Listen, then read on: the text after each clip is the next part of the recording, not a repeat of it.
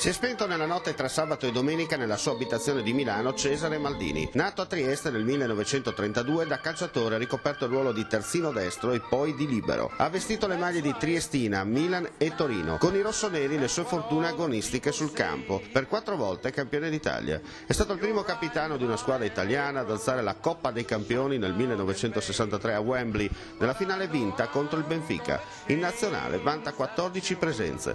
Da allenatore con Nereo Rocco direttore tecnico, 2 Coppe Italia e una Coppa delle Coppe vinte con il Milan.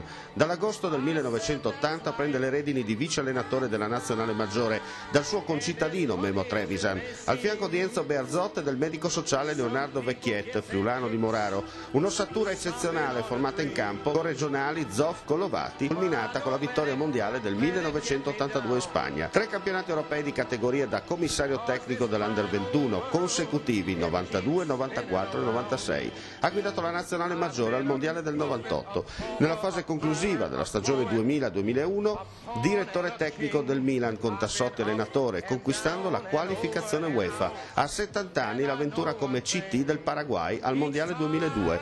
Ci lascia un nostro corregionale, ambasciatore dei valori e principi dello sport, mai sopra le righe, poco avvezzo alle telecamere, cultore di quel calcio, pane e salame, capace di mettere in luce tanti campioni del nostro calcio. Mandi Cesare, salutaci i tuoi grandi maestri, il Paron Nereo e il Vecchio Enzo.